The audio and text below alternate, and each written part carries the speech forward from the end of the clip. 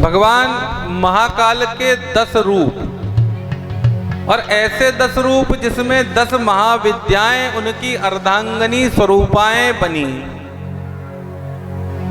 महाकाल से बनी महाकाली और तारा से बने तारक और भुवनेश से बनी भुवनेश्वरी और बगला मुख से बनी बगलामुखी, भैरव से बनी गिरजा और इसी प्रकार से छिन्न मस्तिका धूम्रावती से धूम्रवत।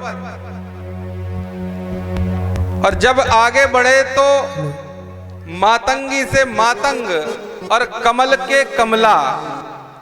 जब 10 महाविद्याओं का इस प्रकार से आविर्भूत हुआ और मां जगत जननी ने अपने विराट स्वरूप से महाकाल के भक्तों को भी कृतार्थ करना प्रारंभ किया।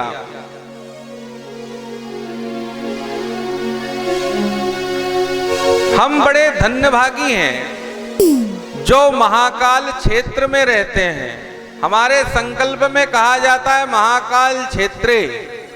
महाकाल की असीम कृपा से हम सब अभिषिक्त हैं। एक बार महाकाल का आविर्भाव कैसे हुआ? अवंतिका नगरी उज्जैनी में एक ब्राह्मण देव के 4 पुत्र थे और चारों पुत्र बड़े ही वेद पाठी पारंगत से थे। भगवान देवादिदेव महादेव के पूजक थे और पार्थिव शिवलिंग की पूजा किया करते थे, जैसे आप सब कर रहे हैं। और पार्थिव शिवलिंग की पूजा करते आसपास के क्षेत्रों तक उनकी प्रसिद्धि थी। भगवान भूत भावन की असीम कृपा से अवंतिका क्षेत्र का वैभव पूरे जगत में विख्यात था। उद्भट विद्वानों से भरा हुआ था अवंतिका क्षेत्र।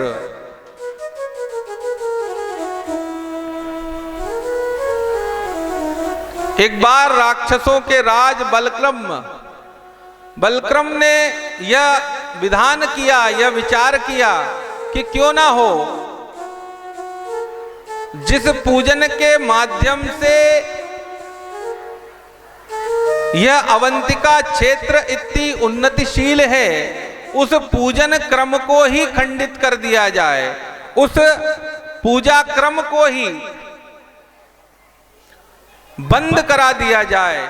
उसने चहुं ओर से अपनी सेना को लेकर उज्जैनी नगरी का घेराव कर दिया और घेराव करते हुए उसका लक्ष्य वही था कि उन ब्राह्मण पुत्रों को, जिनकी वजह से यह पूजन कार्य सदैव संपन्न होता रहता है, पार्थिव पूजा होती रहती है,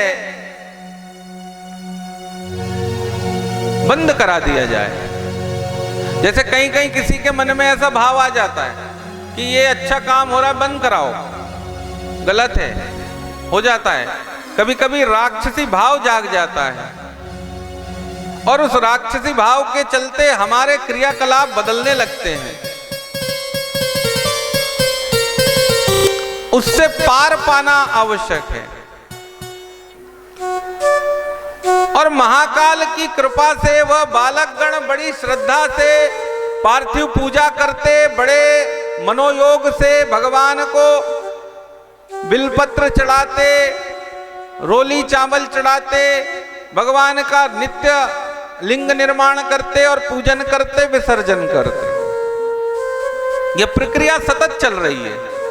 और जब यह प्रक्रिया चलती रही और उस क्षेत्र की समृद्धि अत्यधिक बढ़ गई तो राक्षसों ने आक्रमण कर दिया। पर जब आक्रमण की सूचना उन ब्राह्मण बालकों को पहुंची तो वे सीधे अपने द्वारा निर्मित पार्थिवेश्वर के समक्ष जाकर बैठ गए और रुद्राष्टक पाठ करने लगे सघोष। और जब सघोष रुद्राष्टक पाठ होने लगा, इधर दुश्मन सेनाओं के द्वारा यज्ञ के लिए, विध्वंस के लिए ढोल नगाड़े बजने लगे और उन नगाड़ों के बीच भगवान भूत भावन महाकाल की कृपा होना थी। और जैसे ही उन दुष्टों ने पार्थिवेश्वर के ऊपर प्रहार करना चाहा, उस जगह पर एक गहरा गड्ढा हो गया और उस गहरे गड्ढे में से साक्षात पार्थिवेश्वर के बीच में से महाराज महाकाल प्रकट हो गए, सस्वरूप महाकाल प्रकट हो गए और दानवों का दलन करने लगे। देखते ही देखते रुद्राष्टक की स्वर लहरियां गूंजने लग गईं। नमामि शमीशान निर्वाण रूपम विभुं व्यापकं ब्रह्म वेदं स्वरूपम्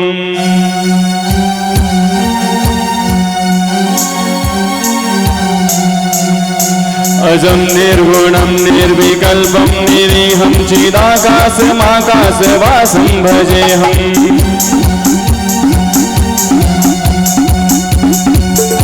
निराकार मोकार मूलं तुरीयं गिरागान गोतीतमीशं गिरीशम् करालं महाकाल कालं कृपालं गुणागार संसार पालं नतोऽहम्। तुषाराद्रि संकाश गौरं गभीरं मनोभूत कोटि प्रवासी शरीरम् सुरन्मौलि कल्लोलिके चारु गंगाल सप्ताल बालेन्दु कंठे भुजंगा चलत कुंडलं शोभनेत्रं विशालं प्रसन्नाननं नीलकण्ठं दयालं मृगाधीश चरणामरं मुण्डमालं प्रियं शङ्करं सर्वदा तं भजामि। प्रचण्डं प्रकष्टं प्रगल्भं परेशम् अखण्डं वशं भानुकोटि प्रकाशं करशूल निर्मूलनं शूलपाणि भजेयं भवानी पतिं भावगम्यम्।